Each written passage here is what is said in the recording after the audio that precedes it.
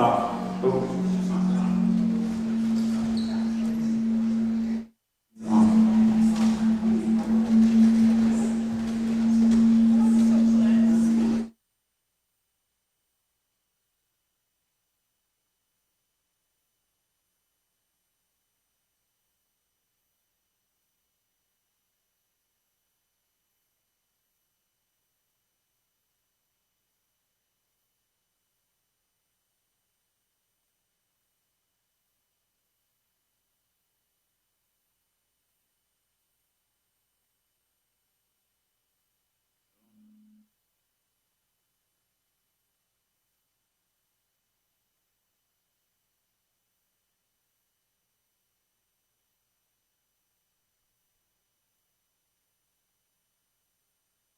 Not good today.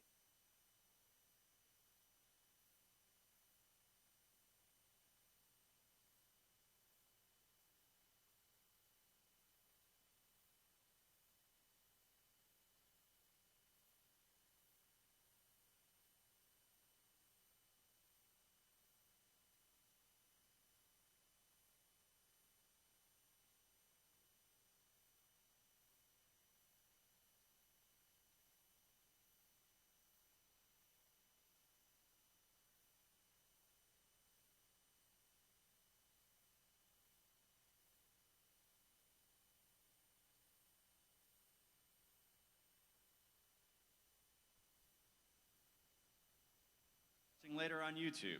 Welcome to First Parish in Concord. I'm Reverend Seth Carrier-Ladd, your interim senior minister. My pronouns are he, him. If you're online, please feel welcome to participate fully in the chat. If you're here in person and have questions about accessibility or the building, please see our ushers or any worship leader. Masks are optional throughout our building, including in this space. We continue to use enhanced ventilation and encourage masking to keep our communal spaces safe for everyone. I invite, oh, there we go. Oh, except it's turning away. It was in the right place, there we go. All right. I invite everyone present now to wave to those folks who are joining us online. All right, however you are joining us this morning, thank you for coming. We're glad you're here. If you've looked at your order of service, you may notice that the order is a little different than usual. The theme of the service has two parts. The first half of the service is more oriented towards honoring the 30th anniversary of our partnership with our sibling church in Transylvania, as we have a crew of folks who are over there visiting right now. The service then transitions in the second half to focusing more on the theme of navigating change. We move on to our announcements. If you are visiting or missed the email from Amy and Dawn, our religious education program this morning is also a little different. There is still little RE in the lower level for our youngest kiddos, nursery up through kindergarten. First graders and above are apple picking this morning at Westward Orchards at 178 Mass Ave and Harvard, Mass. If you are here with an older kiddo and still want to go, parents, you are welcome to take them.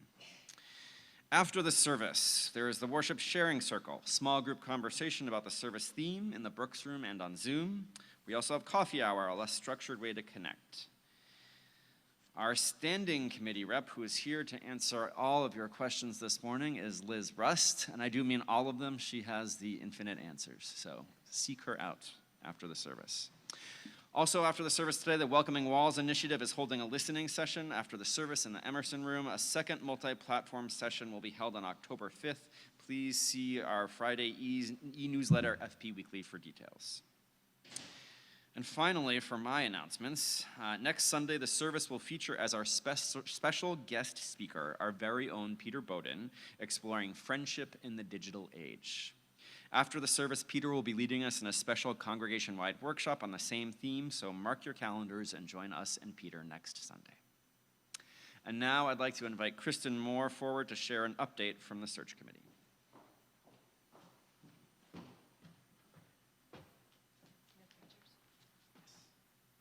Yes. Oh, they're not showing? Yep. They should come this way. Okay.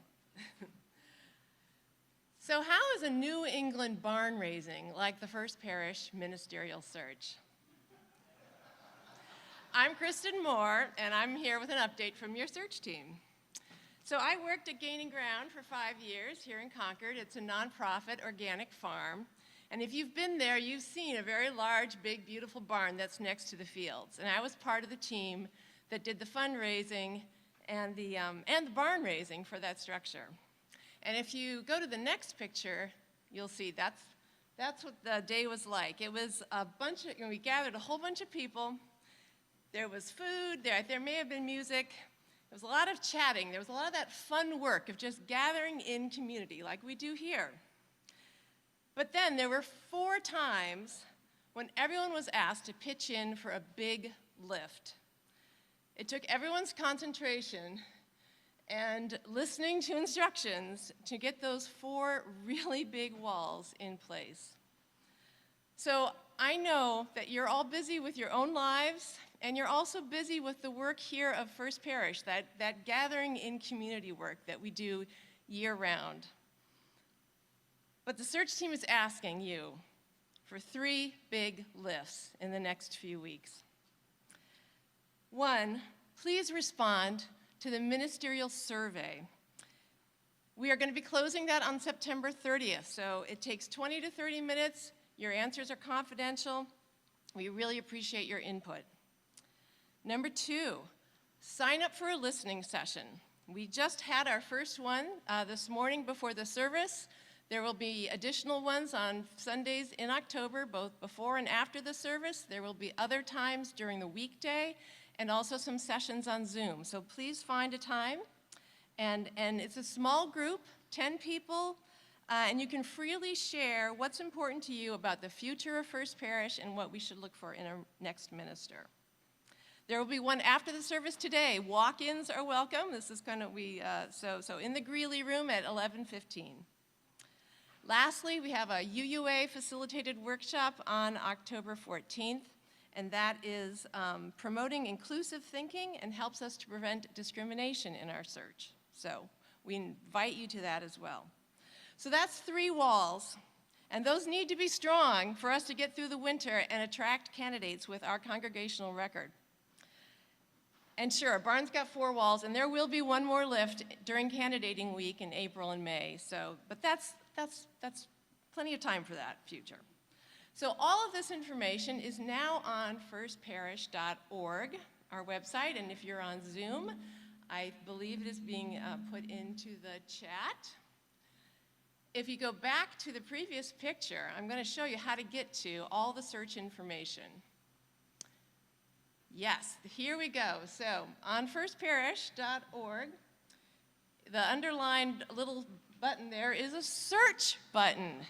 And if you press that search button, you get a blue bar that says search. You type search there, and then you press the button that says search. And what do you get? Results that say the ministerial search team. That's the page you want to go to. It has links to all the sign-ups and all the information. Your search will be over. Thank you.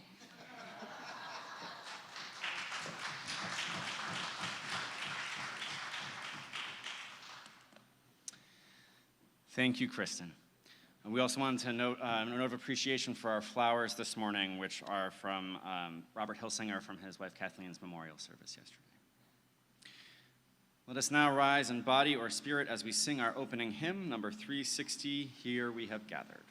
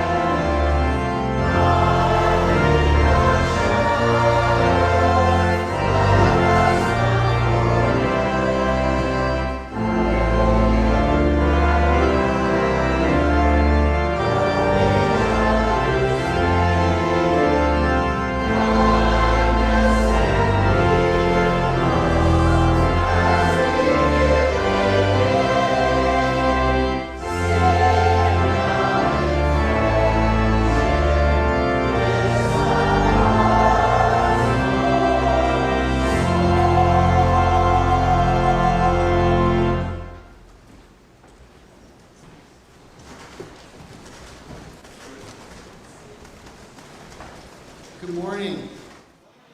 Our opening words this morning are adapted from A Community of Faith by Judith L. Quarles. She writes, "At this hour, in small towns, big cities, in single rooms and ornate sanctuaries, many of our sibling Unitarian Universalist congregations are also lighting a flaming chalice this morning.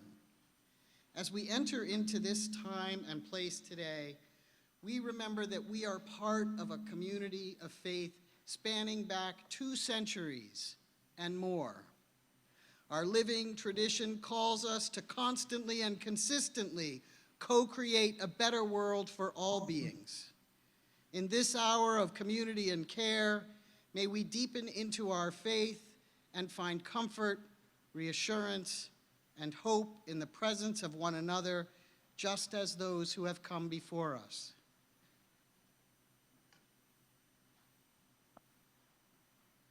Boom. There we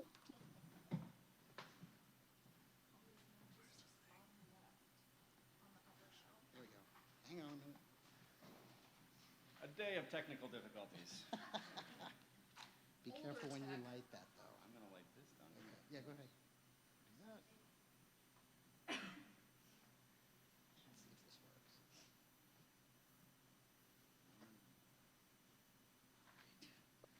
As we light the chalice today, we remember that we are one of many, a swell of love sweeping across the face of the globe. May this dancing flame inspire us to fill our lives with the Unitarian Universalist ideals of love, justice, and truth.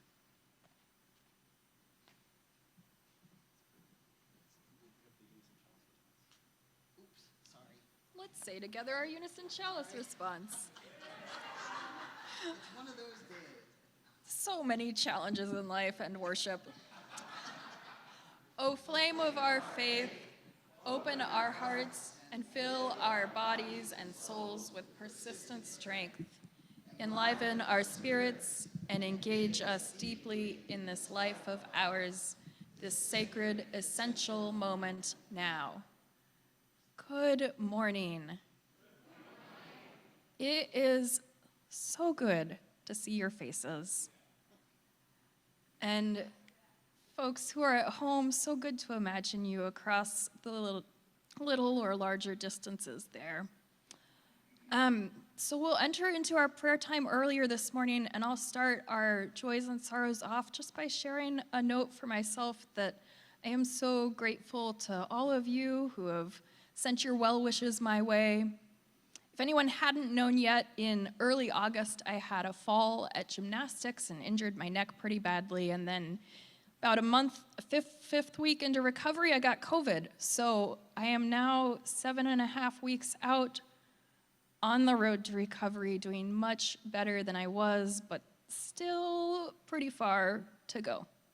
I'm well supported, grateful to you all for your holding me in your hearts and your prayers and thoughts, and it is really good to be back with you this Sunday morning. Yeah, you can say hooray or whatever you want to say. That's good. Yeah.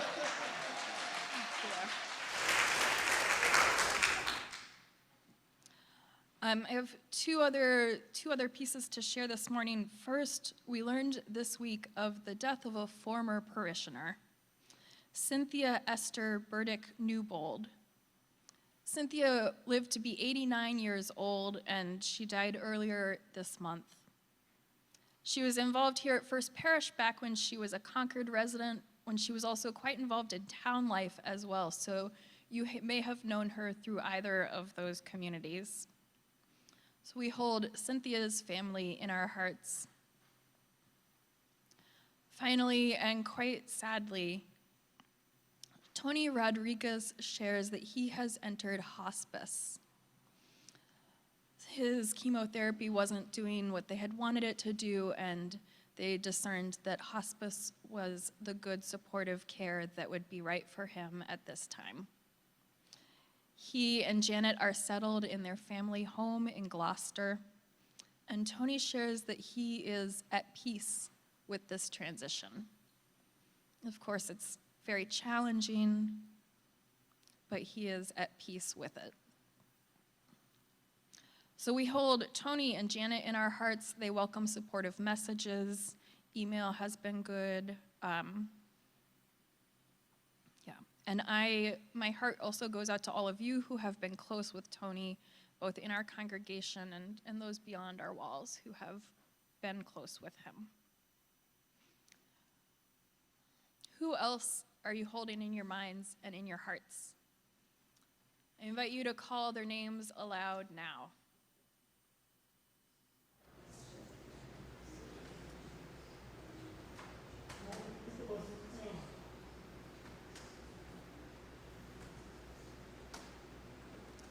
And today, for our prayer, we hold all these folks in our minds and in our hearts, and we have a really special moment for our prayer today.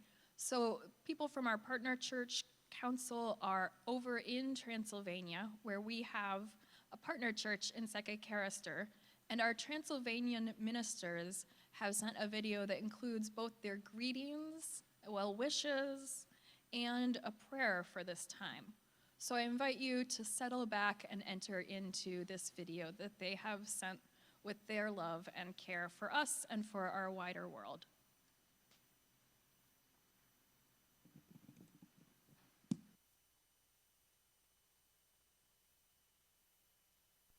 Isten áldjon, God bless you. Greetings from Székelykeresztúr and a warm virtual handshake and hug to all our sisters and brothers who are together on this Sunday in the UU Church of Concord. On our Transylvanian Unitarian Thanksgiving Day, we are grateful to be together with you virtually, but together in person with 12 pilgrims from Concord who crossed the ocean to visit us in Székelykeresztúr. Their visit, your friendship, and our 30 years old partnership make these days and our community and congregation richer and happier. Thanksgiving Day on the last Sunday of September, or as many as our parishioners still call it St. Michael's Day, is a specifically Unitarian religious holiday and a very important moment for the Transylvanian Unitarian community. Although communion is strongly related to the life and teachings of Jesus, this is the only holiday with communion which isn't related to one of the key moments of the life of Jesus. It is not necessarily a Christian holiday. It is rather a necessity of the people who lived and very much still live close to the nature, to the land, the soil that feeded us and gave us some kind of security and stability during difficult and shaky centuries of our history. The religious farmer always begins sowing the seeds with a prayer and finishes gathering the crop with gratitude towards our Creator God. When our festive worship service ends in church, we move to the courtyard of the Friendship House and we go on with the celebrations. The title of this afternoon, when farmers come and present their most beautiful fruits and crops, is "All this grew by God's blessings. Respect be given to the farmers."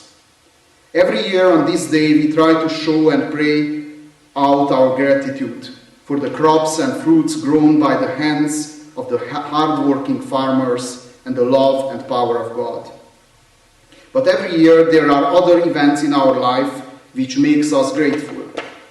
It is a time for every one of us, and why not every one of you, to stop for a moment of meditation and prayer and ask ourselves, what has happened to recently or any time in my life that I feel grateful for today?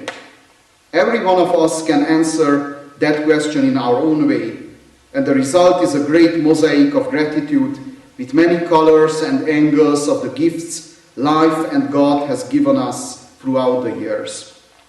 Along with the mosaic, this year we feel special gratitude for the 30 years of friendship between the Unitarian Universalists in Concord and Unitarians in Székelykeresztúr.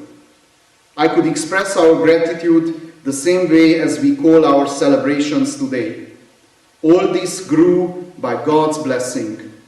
But this time, I'm not thinking about wheat or corn, potatoes or grapes, but I'm thinking about every precious meeting, dialogue, friendship, and exchange of experiences between the people of Concord and Székelykeresztúr. In our view and belief, all this could only grow from the love and blessings of God. But we shouldn't forget to add, respect be given to the farmers. Respect be given to the loyal farmers of this friendship, the founders, people who believed in this fellowship, people who did a lot to keep it and strengthen it, people who had strong faith that the seeds sowed and carefully watched will always bring prosperity and blessing through this wonderful connection. Let me end my message with Apostle Paul's words, which I think shows us a way to express our gratitude and also leads us to a path through which we can keep and enrich this uniquely strong friendship between the two communities. Be completely humble and gentle. Be patient, bearing with one another in love. Make every effort to keep the unity of the Spirit through the bond of peace. God bless you, God bless us all, with patience and love, for us to be able to keep the unity of the Spirit, which brought us together and can keep us together for many years and many wonderful common projects to come. Dear brethren and sisters, what does an American know about a Transylvanian Unitarian priest? The answer: we are always in black and constantly we are reading from the Bible. My name is Alpar. I'm in my black service clothes and I'm reading from the Bible. I'm going to read from Corinthians chapter 11. And when it had been broken with an act of praise, he said, "This is my body, which is for you. Do this in memory of me." In the same way, with the cup after the meal, he said, "This cup is the New Testament in my blood. Do this whenever you take it, in memory of me." In memory of me. For 329 years, on the last Sunday of the month Saint Michael, the Unitarian believer in Transylvania speaks with the voice of thanksgiving. We are talking about the work done and the divine blessings, about the pure, honest gratitude that comes from the depths of our soul. We know, we feel that the date of this Thanksgiving holiday is no coincidence. Just as we are slowly approaching the end of the year in the last quarter of the harvest, when the new one to come is already embedded with the autumn sowing, the people symbolically step on the scales of Saint Michael. We measure it. What is good? What is bad? What happened in and through us, around us? All testing, introspection, acceptance, and pure gratitude have an inner path. It doesn't just come naturally. We work for it. This is spiritual preparation of the past weeks, self-examination, repentance, forgiveness, purification, when we tell to the God everything. Remembrance shows, strengthens and helps this path. What Jesus asks his disciples to do during every communion. When we stand around the Lord's table and take communion on the occasion of the holiday, We must remember that God, or whatever we call it, gives us the opportunity in a human destiny to experience completeness and health, to experience mental and spiritual completeness in a unique, unrepeatable life story. Let's remember the moment when we promise to live a full, whole life, to be loving, to be good people. The present moment at all time carries completeness. Between disappointments and tests of strength, we can always be grateful. His Lord's table is equal to the table of remembrance. What do we remember? What do we not want to forget? That there is a perspective to gain meaning, to see different, getting into the big story, being part of the divine. By remembering, we live in the present, we live the gospel of Jesus again and again. It becomes present and can be experimented. In this encounter spanning time, Jesus teaches the church to dare to act in a timeless way, to love and uplift others. My dear brothers and sisters, we greet you with good spirit and love on the behalf of the congregation, wishing you a good Sunday. God bless you. Isten áldjon.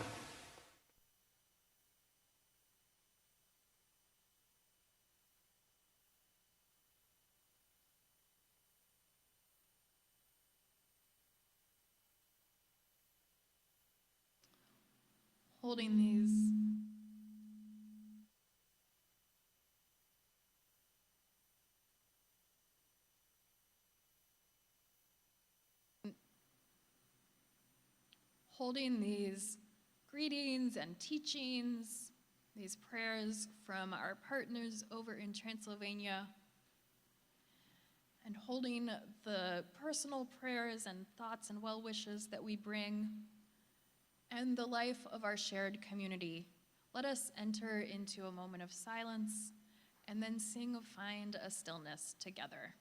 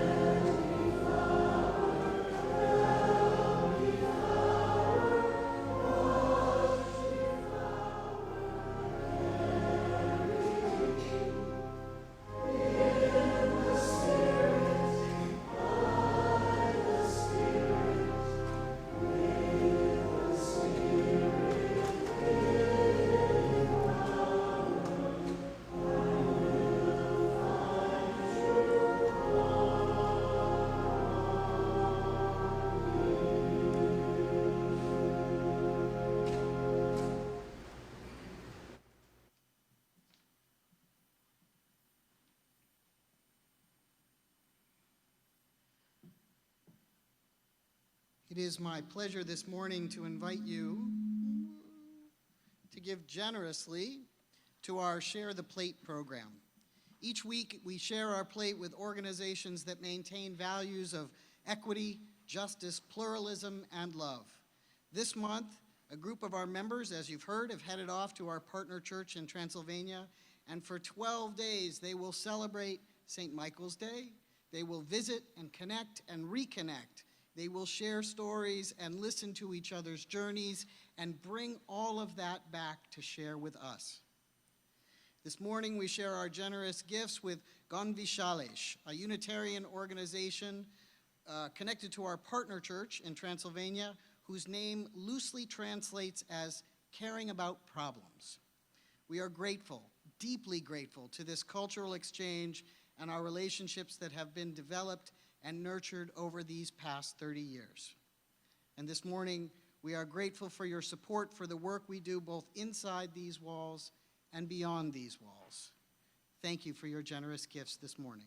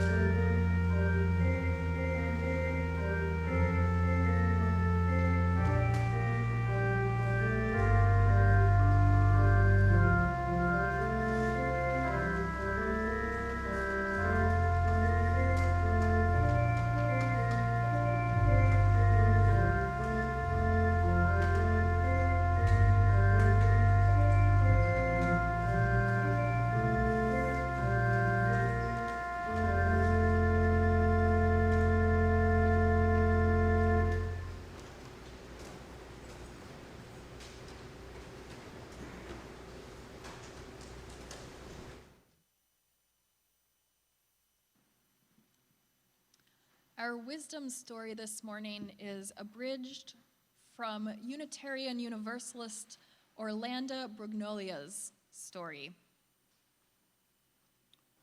Once upon a time, there was a town, and in this town there lived a storyteller. Now that's storyteller with a capital S. The storytellers told stories that were real. They had a lot of heart and soul to them. And they had magic.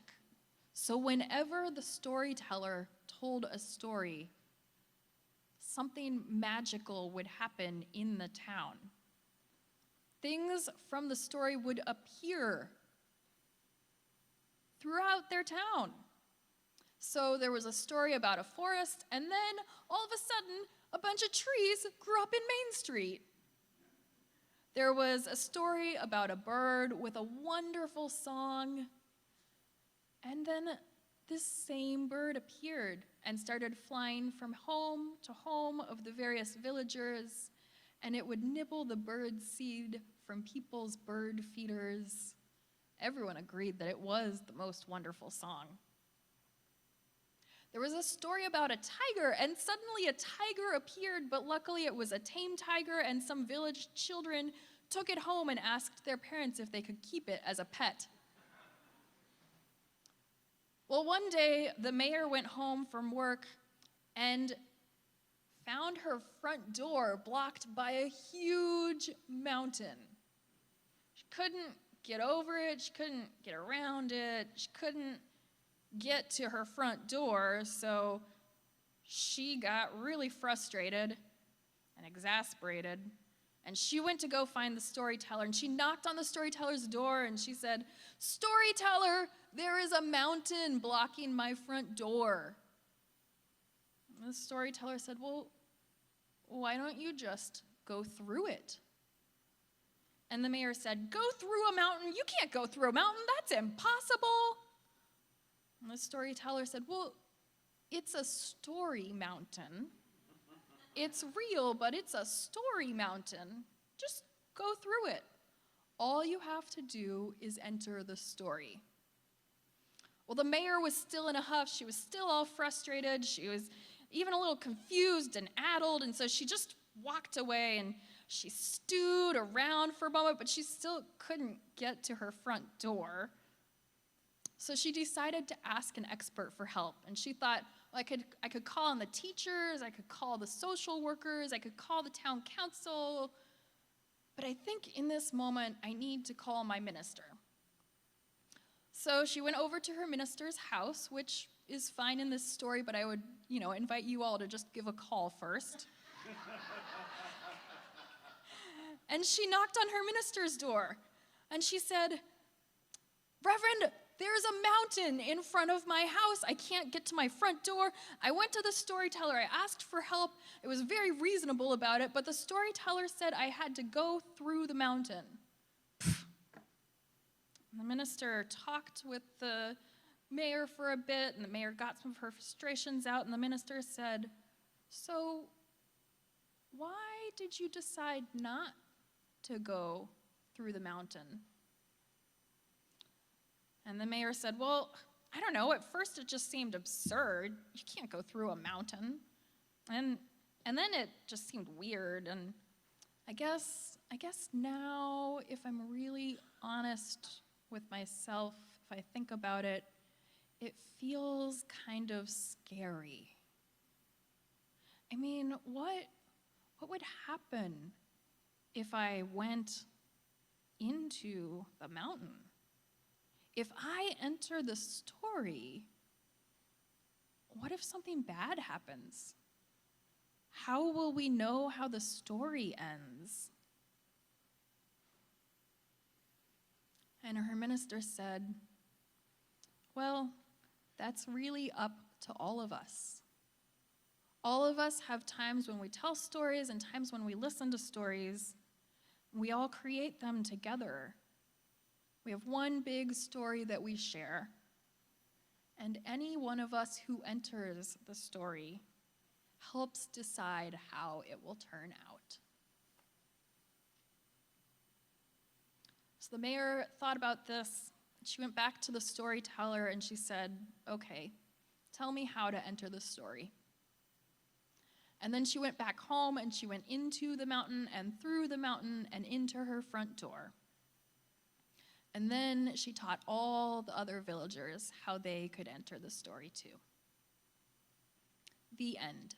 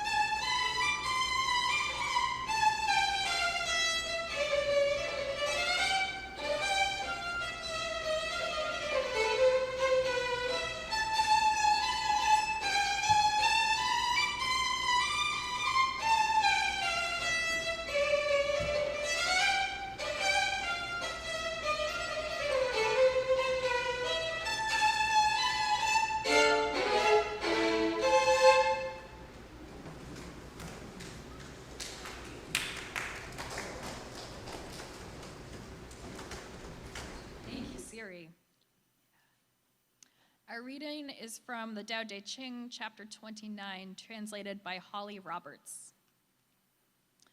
Though one may desire to control and change the world, one cannot do so. The world is a sacred vessel. One seeking to change it will succumb to it. One seeking to grasp it will lose it. So it is that sometimes one leads, sometimes one follows. Sometimes if the air is cool, one exhales warm, and sometimes if the air is warm, one exhales cool. Sometimes one is strong, and sometimes one is weak. Sometimes one defeats, and sometimes one is defeated.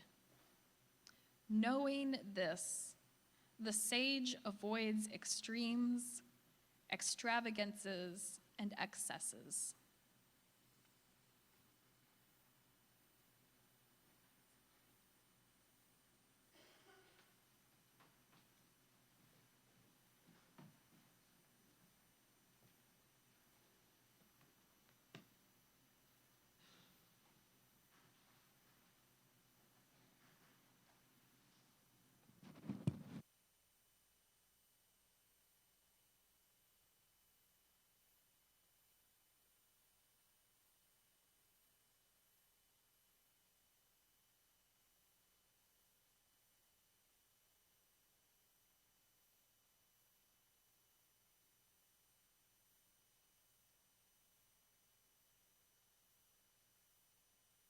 Catholic family, which meant lots and lots of cousins, many cousins. She ended up living in Northampton in Western Mass with my dad, which is where I was born and raised. And so one of my strongest childhood memories, repeated holiday after holiday, is driving east on the Mass Pike in the morning and west in the evening, keeping an eye out on my return trip for that hotel that looked like a castle. And over the many years of making that trip, I got to know the exits really well. Exit 10 meant we were about halfway there-ish. Exit 6 on the way home meant that we were very close to 91, which meant we were close to home. And this was in the days before GPS, so I couldn't just ask, how many minutes away are we, and get the answer from the phone right in front of us. You had to sort of estimate and know the rhythm of the trip. And so the exits became wayposts, markers in my brain, marking the passage of the trip. And so when I learned to drive myself, the Mass Pike was not uncharted territory. It was old stomping grounds, cherished and familiar. As an adult driver, I made the trip back and forth for many reasons, including visiting home when I attended seminary in Newton, making the trip in reverse, and I had my exits and my mile markers. Or not, I had my exits to tell me where I was, right? Mile markers too, but I had the exits. And so it was, to my intense dismay, when they changed the damn exit numbers. You all probably know this already, but following federal law, they've changed all the exit numbers on the Mass Pike so that the exit numbers match the mile markers. And I have to say, I really don't like it. It's so disorienting. Every time I drive on the Mass Pike now, I look at the exit signs, and they don't help me know where I am. I mean, I still have a general sense from seeing the town names on the signs, but I often find myself waiting to reach the actual exit, where under that exit sign, right under exit 132, there's a small sign that says, Old Exit 12. And there's part of my brain and my heart that just breathes a small sigh of relief when I finally get to see what my body is expecting. And here's the thing, I also get annoyed that I'm getting annoyed, because I understand why the federal law exists. It is a lot easier to keep track of things, especially for folks who are unfamiliar with the highway, when the exits match the mile markers. You know exactly where everything is. And I've had that experience driving on other highways where they've done this, where they've changed it so that the exit numbers match the mile markers, and I've appreciated it. So it's not that I'm opposed to the idea. And so I say to myself in my head, often on the Mass Pike, I know this change was made for a good reason. It was the right thing to do. I just need to let go. And it doesn't really help. At least so far, every single time up and down the pike without fail, those signs, the incorrect signs, bother me. And yes, I said incorrect, even though they're not actually incorrect. My head understands the reason for the change. My heart does not like it. So all of this is to say, I have empathy for all of you out there who haven't liked change at some point. Whether it's change at work, change in your personal life, change here at First Parish, or all the changes that have come upon us since the pandemic. If you've disliked or resented or felt put upon by change, I feel you. Change is hard. Man, those exit signs, I'm telling you. Navigating change in our religious homes can be particularly hard. This is true in all religious traditions, and particularly in Unitarian Universalism, because of how much we are open to new ideas and new ways of doing things. Our religious homes often change over time, and often in ways that we are unexcited about.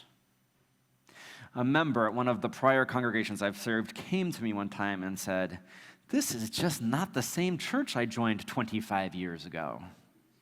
Things aren't how they used to be." And they were right. They were struggling with change and the loss that came with the change.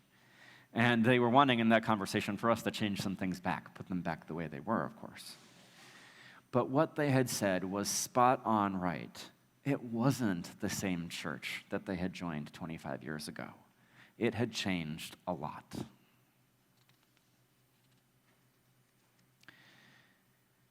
Change comes at us from so many places in so many ways. The pandemic has brought change to all of us, and we're just beginning to figure out how to navigate all of it. One thing that has become quite clear is that Zoom is here to stay. It seems a little funny to me sometimes to think back to the times when every standing committee meeting, every finance committee meeting, every membership committee meeting was in person, because that was the only way to do it. For me now, anyway, it takes a little effort to remember that we didn't used to do so many meetings on Zoom, that they all used to be in person, and we didn't call them in-person meetings because it was the only way to meet. They were just meetings. So Zoom, for better or for worse, has transformed how we do the work of church, and it has transformed many other aspects of our lives. There's a whole thing, we could go into the pluses and minuses of that, but it's here, right? That's change that has happened in our lives. And this is, sadly and also good, sometimes things need to change, so both sadly and happily, a reality of life. Change is one of the few constants. And so often we hold on to things that we feel like are constants, that are firm, that are unchanging. Now, before I went to seminary, I used to think that Christianity was one of those monolithic, unchanging things. I mean, I wasn't holding on to it for comfort. It wasn't the Christian part of our heritage isn't the one that draws me the most. But I thought it was pretty, static. Here's the church, right? I had a nice box in my head. And then I took History of Christianity over 2 semesters. And I learned that is so far from the truth.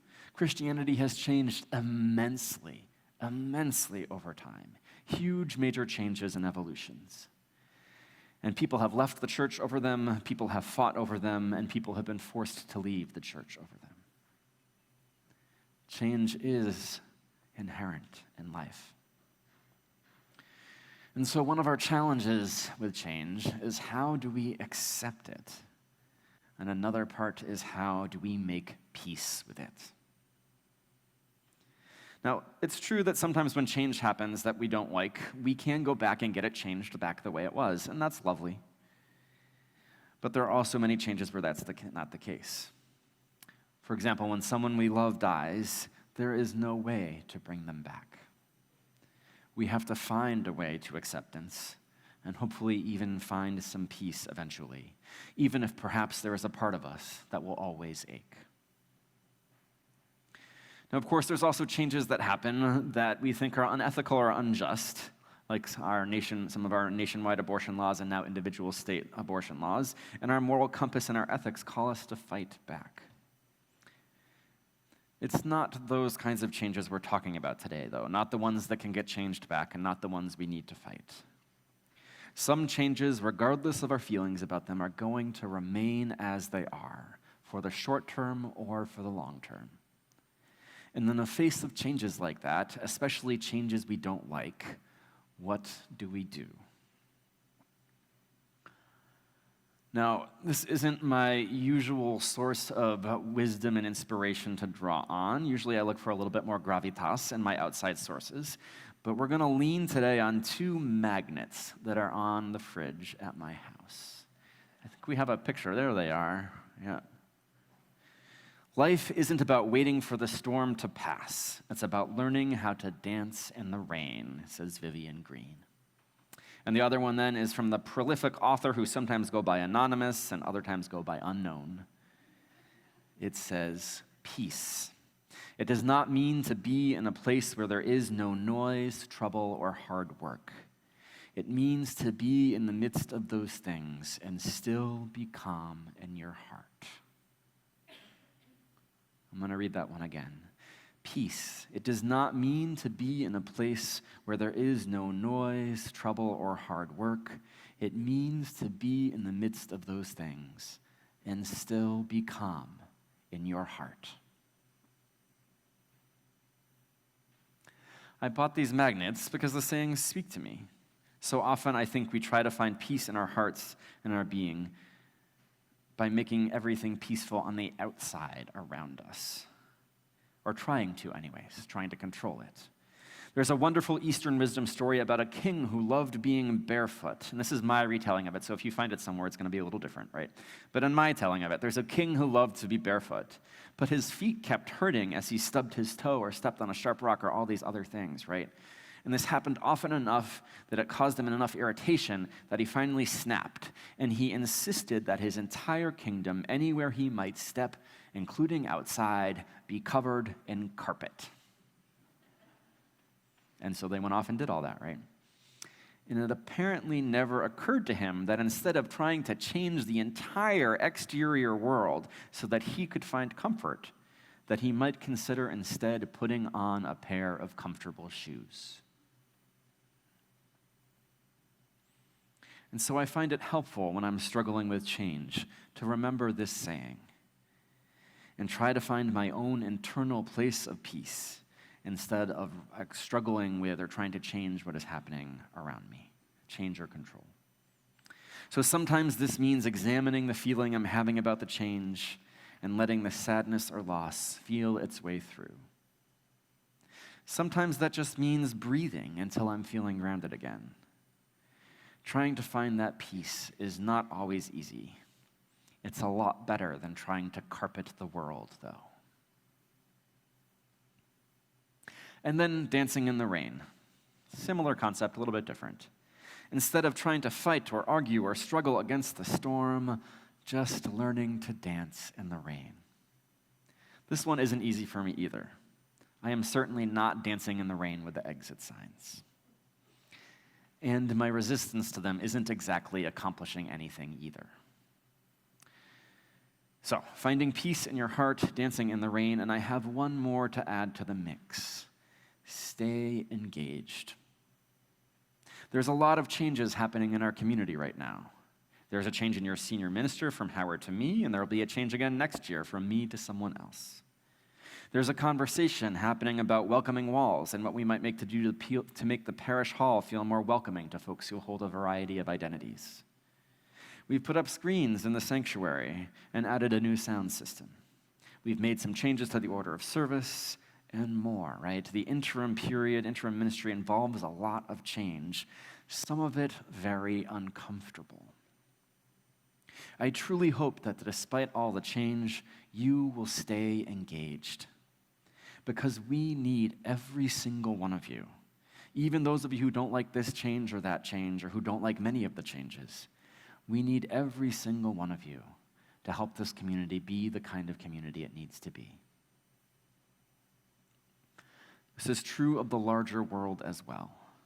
There's changes brought by the pandemic, both here at First Parish and in the broader world. Zoom, as we've talked about, has changed how we do church and how we do life. People are shifting with how they engage with each other in their communities. Things are not as they were in February of 2020. We make a difference, we come together, we find a way through when we stay engaged and work through things together.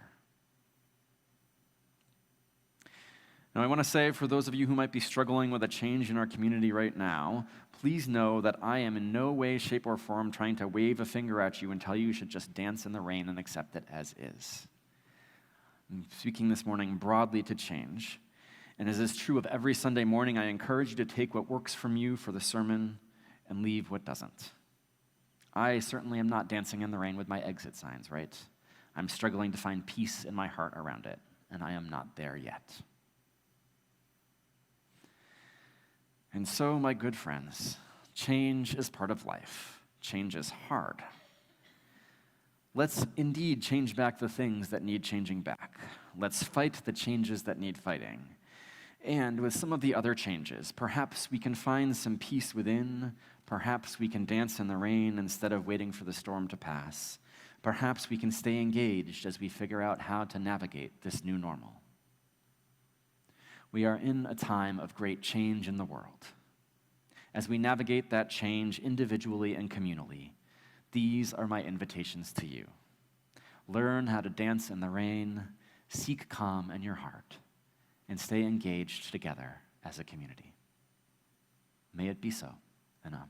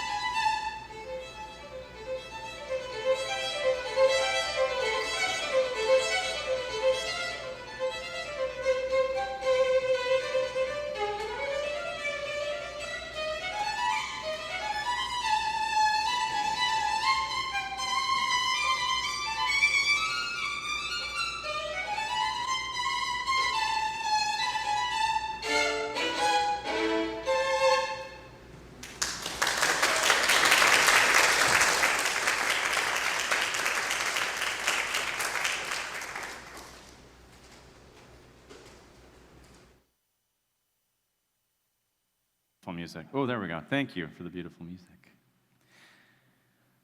Oh, friends, change is hard. It sure is. I could have gone on about how much I don't like change myself. I'm a person of ritual and tradition, and so this is one that's near and dear to my heart. And as best we can, I truly hope with all of the changes that we face that we can find a way to make peace with it, because change does happen, and fighting it, it's for ourselves, it's for our own well-being, right? It's not for anybody else to try and find that peace so that we can live from a more grounded and whole place. Let us join now in singing our closing hymn, number 318, We Would Be One.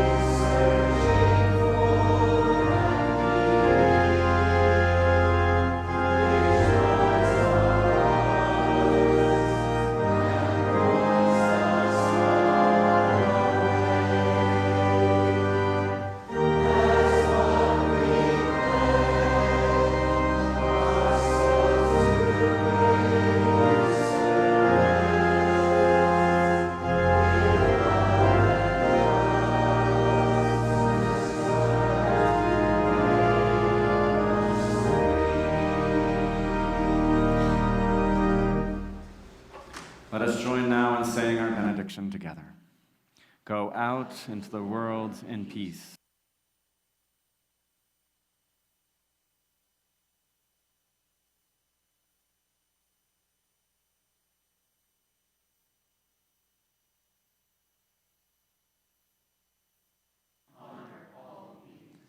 Go and be blessed and be a blessing.